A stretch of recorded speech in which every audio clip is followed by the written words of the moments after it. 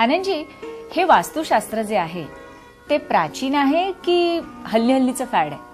प्राचीन, अतिशय प्राचीन, म्हणजे पुराण काळापासून आहे. मग जर ते प्राचीन आहे तर ते मध्यंतरीच्या काळात उपेक्षित का राहिलं? साधं श्रीकृष्णाची जी द्वारका नगरी होती ती सुद्धा वास्तुशास्त्राप्रमाणे बनवलेली होती. आता तुम्हाला एक पटण्यासारखं आणि माहितीतलं उदाहरण देतो. तिरुपती बालाजीचं मंदिर 100% वास्तुशास्त्राचे नियम काटेकोरपणे पाळून बांधलेलं आणि वास्तुशास्त्रानुसार असलेलं एकमेव मंदिर. आज संपूर्ण आशिया खंडामध्ये याचा नावलौकिक आहे की हे सर्वात श्रीमंत असं देवस्थान आहे. भक्तांचा आणि पैशाचा ओघ तिथे सतत वाहत आहे. तसंच दुसरं एक उदाहरण तुम्हाला देतो की त्याच ठिकाणी खाली अगदी थोड्या अंतरावरती श्रीनिवास मंगपट्टणम नावाचं एक गाव आहे. ज्या मूर्तिकारानं बालाजीची मूर्ती बनवलेली आहे त्याच मूर्तिकाराने ती मूर्ती सेम उंची वजन मापाचीच बनवलेली आहे. पण जितकी महत्व त्या तिरुमला डोंगरावरच्या बालाजीला प्राप्त झालं तितकं ह्या व्यंकटेशाला म्हणजे ह्या बालाजीला प्राप्त झालं नाही. याला कारण वास्तुशास्त्र. आता आणखीन एक पुण्यातलं माहितीतलं उदाहरण पाहू. पुण्यामध्ये राहणारा माणूस आणि त्यांनी शनिवारवाडा पाहिला नाही किंवा शनिवार, ज्याला मराठेशाहीचा इतिहास माहिती आहे, पेशवे काळ माहिती आहे, त्यांनी शनिवारवाडा पाहिला नाही असं अगदी एकमेव द्वितीय एखादंच असू शकतो. शनिवारवाड्याचं जर उदाहरण तुम्ही नीट पाहिलं तर शनिवारवाड्याचं जे मुख्य द्वार आहे ते उत्तरेला तोंड करून आहे.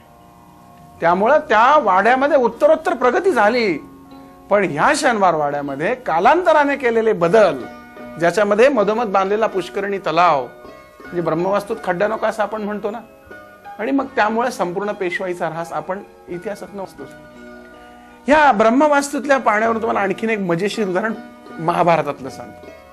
श्रीकृष्ण हा फार चांगला वास्तुतज्ञ होता बरं का.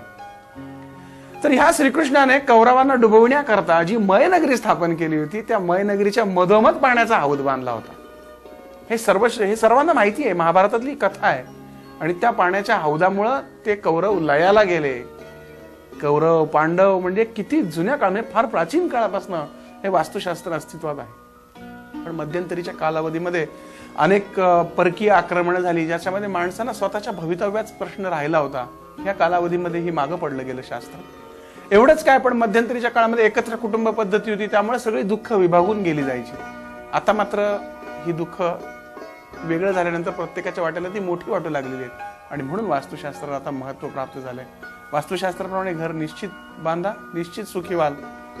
आणि प्राचीन असणारं आपल्या ऋषीमुनींनी सांगितलेली प्रत्येक गोष्ट आचरणात आणणं आणि किती विज्ञानाला धरून आहे ह्याचा जर विचार केला, आता ह्यावरती तर किती वेळ बोलू आणि किती वेळ नाही असे हे विषय आहेत. एकूण एक शास्त्र आहे आपल्या ऋषीमुनींकडनं आले. याला फक्त आता सायंटिफिक पद्धतीने आपण मांडतो. ही विमानं, हे क्लोनिंग, हे सगळं पूर्वी होतं. हे सगळं शास्त्रात मांडलं होतं. तसंच हे पूर्वी जे वास्तुशास्त्र मांडलं आहे त्याच पद्धतीने